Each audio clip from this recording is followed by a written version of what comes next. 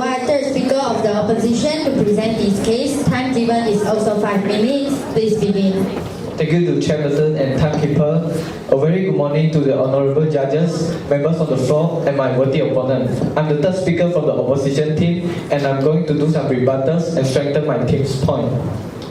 Firstly, my dear government team, we are talking about the chronic stress and not about the pressure. And the stress come from the school and not from the family, just like what my first speaker stated. And also, normal school will have expectations from family too, because parents will expect their parents to have grades that are at least above average of the school's reputation. And just now, the government team said that going to a high achieving school may have a better future. Well, members of the floor, have you ever heard about University of Nebraska-Lincoln? No, right? Because it is not famous enough. And let me explain. Because University of Nebraska-Lincoln is ranked 50, 500 to 600 in QS ranking. And for your information as a reference, University Science Malaysia, as known as USM, is ranked at 165. So, obviously, University of Nebraska-Lincoln is not a high-achieving school, but a man who graduated from University of Nebraska-Lincoln now has a net worth nearly $86 billion. Ladies and gentlemen, his name is Warren Buffett. So it is proof that we can also be successful even though if we didn't go to high-achieving schools. And the government team said that the facilities are good there. For an example, in Finland, the cost of establishing public library automation has been approximately 16.8 million euros with annual operating costs of about 5.7 million euros. It is almost about 1.2 euros for every Finnish citizen. By this concept, students will have to pay more if the facilities are good in their school. And now I'm going to strengthen my team's point. My first speaker just now mentioned about the price of prestige. Well, the American College Health Association's 2017 survey found that 40% of college students had felt so depressed that it was hard to go to class, spend time with friends, or even perform basic functions at some point in the last year. The mental health of teenagers and young adults has been dismal for years and getting worse. According to an article from Mail Online, 4 of the Ivy League schools are perfectly willing to suspend students for being disruptive, even if that disruption is due to mental illness, which is considered illegal. It is worried that being suspended will put students on leave at higher risk of suicide. And my second speaker just now said that the students are not as good as they are perceived. An article from CNN reveals that there were many wealthy parents, university coaches, and college admissions counselors that sought to help applicants win admission to elite schools, including University of Yale, Stanford, UCLA, and Georgetown. The parents are alleged to have paid bribes to get their kids into school, giving cash to test takers to help students cheat on entrance exams. In some cases, the bribes will be disguised as charitable contributions. Parents paid from $100,000 to $6.5 million in bribes, with most payments around $200,000. From 2011 to 2018, clients paid $25 million in bribes to coaches and test administrators. Clients could also pay $15,000 and $75,000 to cheat on the standardized tests. And also, there's a high school in Malaysia last year which had a student score 10A1 in UEC and broke the record of the school, but there are nearly a number of class students need to retain in each form. So it shows that students in high high achieving schools are not as good as they are perceived. And about the student debt may take up to 20 years to clear their loans. Just like my second speaker said, studies by Harvard Business Review shows that many of them struggling to pay off the mountainous student loans and also experiencing serious mental health problems, which connects to my team first point. Obviously, it's not better to go to a high achieving school, as student debt will cause mental health problems too. And that's my speech here, and we are strongly opposed to today's motion, which is it is not better to go to a high achieving school. Thank you. Thank you. The third speaker has spoken for 5 minutes and 12 seconds. The first, second, and third speakers from the government and opposition has delivered their speech. Before the both teams deliver the reply speech, each team will be given 2 minutes to discuss. Start now.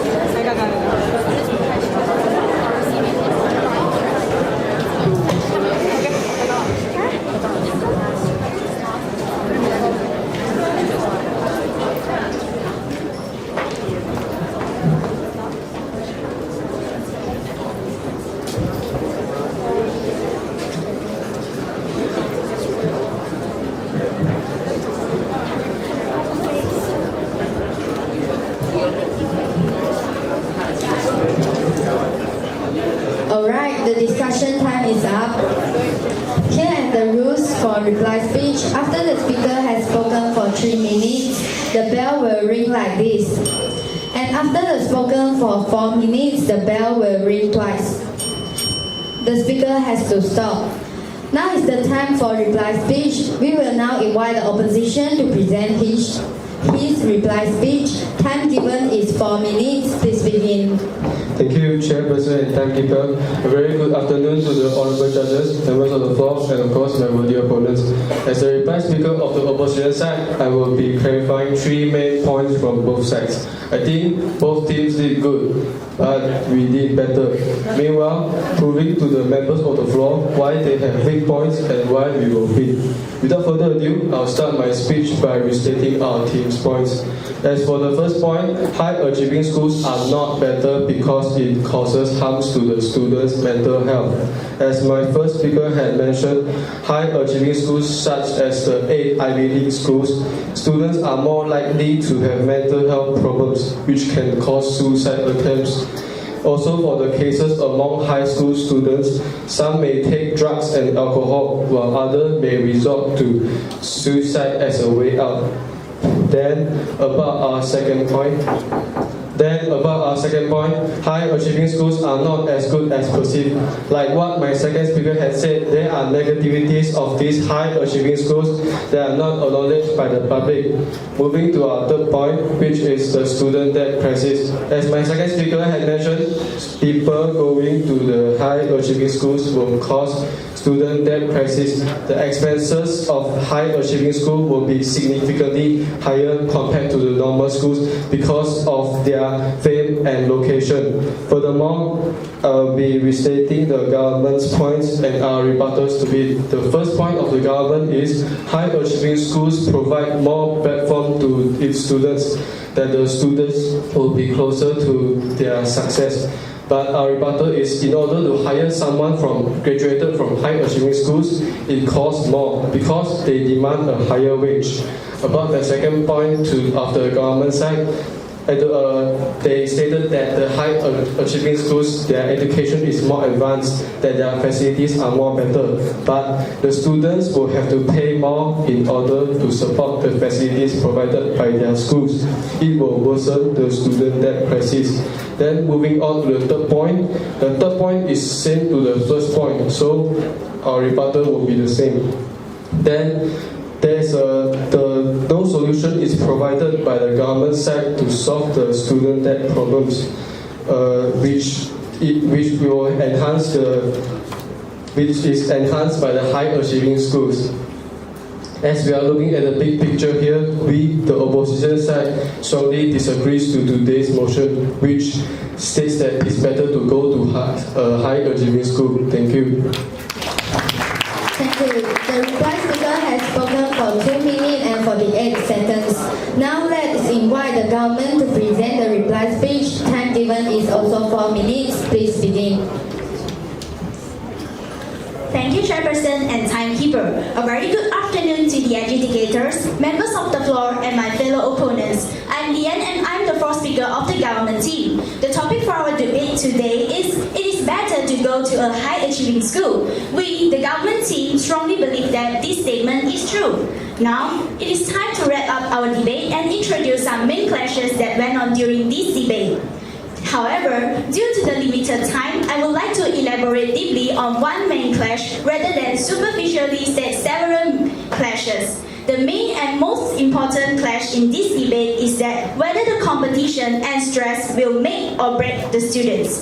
So, our team has given 3 main points, which is providing opportunity and platform, supportive and competitive environment, and a more advanced and well-rounded education method and system. And the opposition team has also given 3 main points, which is price of prestige, high achievement is not as good as they perceive, and student debts. They have just mentioned that Buffy, but that is just a minority case. But according to our team's rebuttal, have proved that their problems can be solved. Next, I would like to speak out about the comparison between the best case scenario and worst case scenario between both teams.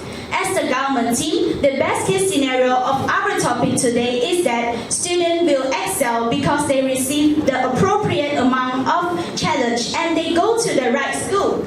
In contrast, for the opposition team, their best case scenario is every student will be provided the equally opportunity and respectation just by miracle. I would like to repeat, this situation will happen just by miracle. So, I would like to emphasize that compared to the opposition team, the best case scenario of our team is more realistic and beneficial.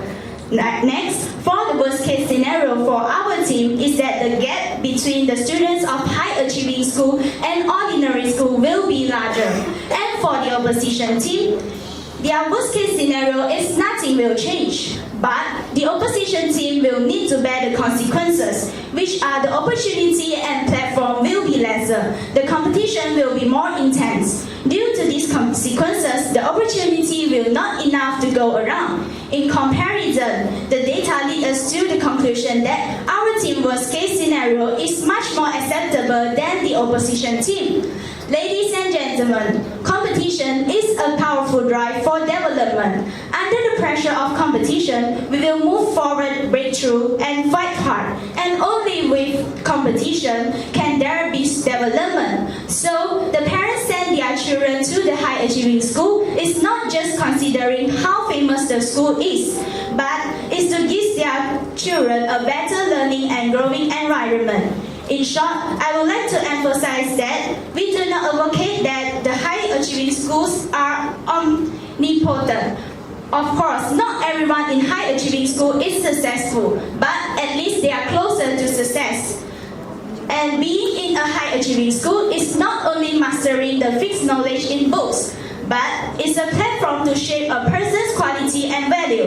Therefore, due to our superiority in our support of arguments, the government time stands and take this debate home. Hence, I would like to urge the members of the floor to stand with us in saying that it is better to go to the high achieving school. Proud to propose. Thank you. Thank you. The reply speaker has spoken for 3 minutes and 43 seconds. We have now come to the end of the debate. I would like to invite the judges to adjourn and move to the meeting room. Thank you. This is the end of this round debate. Hope to see you guys soon. Bye.